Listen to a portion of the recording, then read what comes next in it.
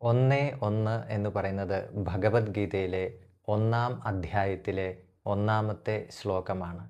2:11 എന്ന് പറയുന്നത് ഭഗവത്ഗീതയിലെ രണ്ടാം അധ്യായത്തിലെ 11-ാമത്തെ ശ്ലോകമാണ്. എന്താണ് ഇവ തമ്മിലുള്ള വ്യത്യാസം? ഭഗവത്ഗീത എന്ന് നാം പറയുമ്പോൾ പൊതുവെ നാം എടുക്കുന്ന ആദ്യത്തെ ശ്ലോകം എന്ന് പറയുന്നത് ഒന്നാം അധ്യായത്തിലെ ഒന്നാമത്തെ ശ്ലോകമാണ്. ധർമ്മക്ഷേത്രേ കുരുക്ഷേത്രേ സമവേതായുയുത്സവഃ മാമകാഃ പാണ്ഡവാശ്ചൈവ കിമകുറുവത സഞ്ജയ. ഇതാണ് ഒന്നാമത്തെ ശ്ലോകം. എന്നാൽ ആദ്യത്തെ അധ്യായത്തിലെ ഈ ശ്ലോകങ്ങളിലൊന്നും ഗീതയുടെ തത്വ ഉപദേശമില്ല. അപ്പോൾ ഭഗവത്ഗീത എന്ന് നാം പറയുമ്പോൾ അതുകൊണ്ട് ഉദ്ദേശിക്കുന്നത് ഏതോ ഒരു വലിയ തത്വം, ഏതോ വലിയ ഒരു ഉപദേശം നടക്കുന്നു എന്നുള്ളതാണ്.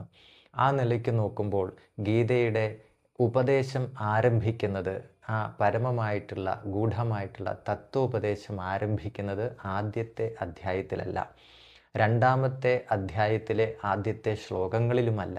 പിന്നെയോ രണ്ടാം അധ്യായത്തിലെ 11-ാമത്തെ ശ്ലോകം മുതൽക്കാണ് ഗീതയുടെ തത്വോപദേശം ആരംഭിക്കുന്നത്. ഇപ്പോൾ ഗീത എന്ന് പറഞ്ഞു കഴിഞ്ഞാൽ തത്വോപദേശം എന്ന നിലയ്ക്ക് എടുക്കുമ്പോൾ 2:11 മുതൽക്കാണ് ആരംഭിക്കുന്നത്. രണ്ടാം അധ്യായം 11-ാമത്തെ ശ്ലോകം. അശോച്യാനന്വശോചസ്ത്വം പ്രജ്ഞാവാദാംശ്ച ഭാഷസേ ഗദാസൂൻ അഗദാസൂംശ്ച നാനുശോചന്തി പണ്ഡിതാഃ. കൃഷ്ണൻ അർജുനനോട് പറയുന്നതാണ്. ദുഃഖിക്കപ്പെടാൻ പാടില്ലാത്തവരെക്കുറിച്ച് ഓർത്ത് അല്ലയോ അർജുന നീ ദുഃഖിക്കുന്നു.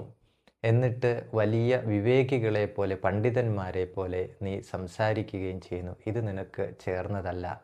പണ്ഡിതന്മാരെ സംബന്ധിച്ചിടത്തോളം ജീവിച്ചിരിക്കുന്നവരെക്കുറിച്ചും മരിച്ചവരെക്കുറിച്ചും ഓർത്ത് അവർ വ്യാകുലപ്പെടാറില്ല, അവർ ദുഃഖിക്കാറില്ല എന്നാണ് പറയുന്നത്.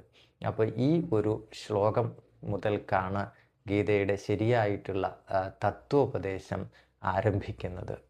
മറ്റൊന്നുകൂടി പറയുകയാണ് എങ്കിൽ, ശങ്കരാചാര്യർ ഭഗവത്ഗീതയ്ക്ക് ഭാഷ്യം എഴുതുമ്പോൾ, കമൻ്ററി എഴുതുമ്പോൾ രണ്ടാം അധ്യായത്തിലെ ഈ 11-ാമത്തെ അശോച്യാൻ എന്ന് തുടങ്ങുന്ന ഈ ശ്ലോകം മുതൽക്കാണ് അതിൻ്റെ ഭാഷ്യം ആരംഭിക്കുന്നത്. അതുകൊണ്ടുകൂടി നമുക്ക് മനസ്സിലാക്കാം ഭഗവത്ഗീതയിലെ ഈ 11-ാമത്തെ ശ്ലോകം മുതൽക്കാണ് തത്വോപദേശം ആരംഭിക്കുന്നത്. അപ്പോൾ പരമപ്രാധാന്യം കൽപ്പിക്കേണ്ടത് ഇവിടം മുതൽക്കാണ് എന്ന് നമുക്ക് മനസ്സിലാക്കാൻ സാധിക്കും. അതുകൊണ്ട് മറ്റു ശ്ലോകങ്ങൾ പഠിക്കേണ്ട